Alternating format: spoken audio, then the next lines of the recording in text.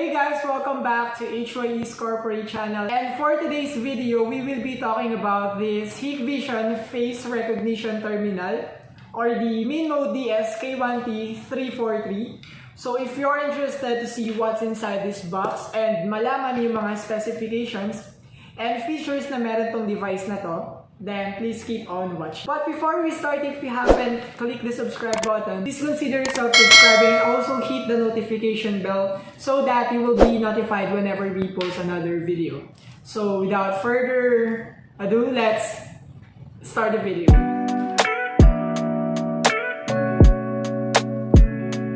So now i-unbox muna natin siya para makita nyo yung mga inclusions when you plan to purchase this device. So ito lang yung box niya. Meron nakalagay dito na Hikvision Face Recognition Terminal.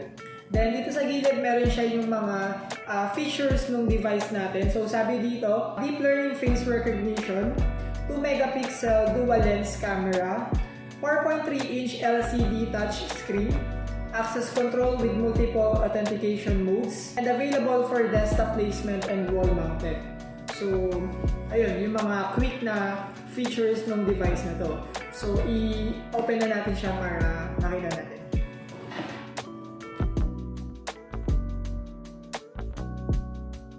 Then, ito yung makikita natin, yung mismong device, the DS-K1T343.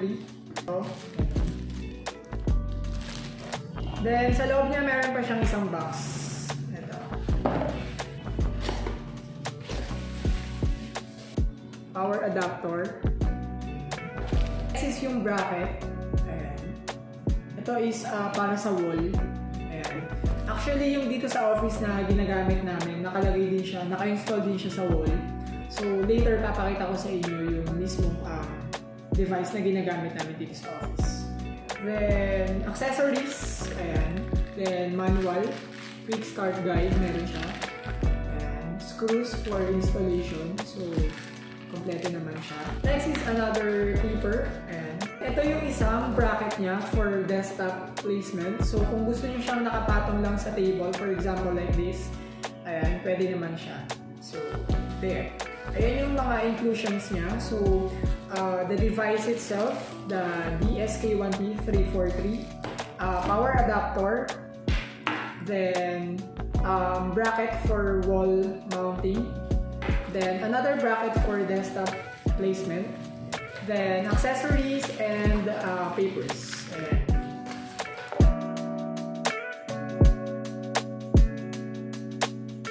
So now, why do we offer this device? So actually, ang target ng device na to is yung mga existing devices na gumagamit ng fingerprints. So with Deep Learning Face Terminal function, they are trying to replace the traditional face and fingerprint ones with their touch-free solution and high efficiency. Especially in this time of pandemic, so as much as possible gusto natin i-lessen yung pag-touch natin sa mga surfaces. For example, when we try to access a place or any establishment, bago tayo makapasok, usually gumagamit yan ng access control na fingerprints or biometrics. So, using this device, malilesen yung pag-touch natin doon sa device kasi we will be using our face para i-recognize. So, mas safe siyang gamitin. This device has better recognition speed.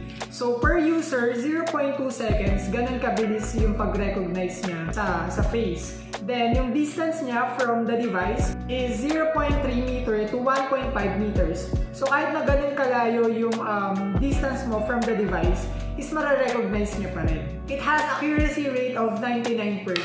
And this device also has not wearing face mask alert. So for example, yung employee mo is hindi nakasuot ng face mask. So hindi niya mare-recognize yung face kapag hindi nakasuot ng face mask. So that is good for ensuring na lahat ng papasok sa establishment ninyo or sa office ninyo na nakasuot ng face mask. This device also has anti-spoofing detection. So, meron kasi tayong mga model ng Minmoe na pwede natin gamitin for attendance. So, for example, meron tayong employee na pasaway, no? Then, nagbigay siya ng picture dun sa kaibigan niya. So, sabi niya, every time na mag-attendance ka, i-attendance mo din ako using this picture.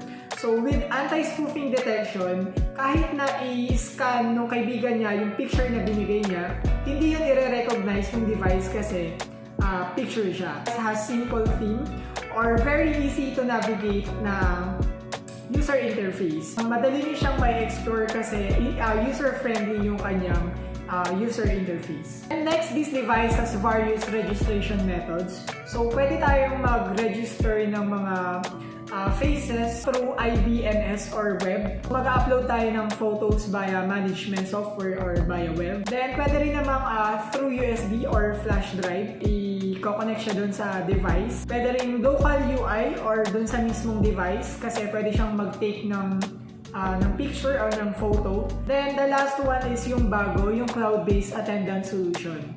So, ayun yung mga methods na pwede natin gamitin when we enroll or when we register faces doon sa ating device. Then, next, this device can be remotely controlled on HikConnect app. Then, it has flexible installation. So, sabi ko nga kanina, pwede siyang i-mount nyo sa wall.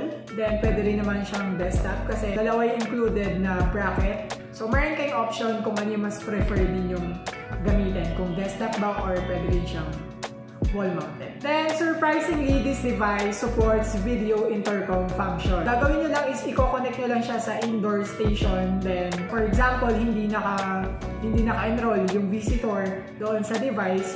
So, pwede yung gamitin yung video intercom function niya. So, there. Then, for additional specifications of device, so there, ayan, i-flash ko na lang sa screen.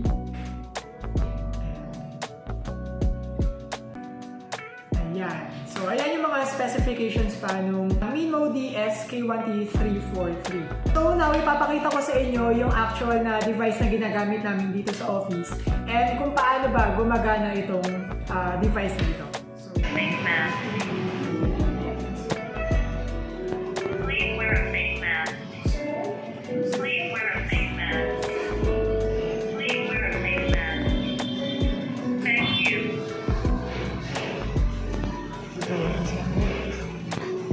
So that's how this device works. So if you have other questions and concerns about this device, you can comment down below and we'll try to answer them.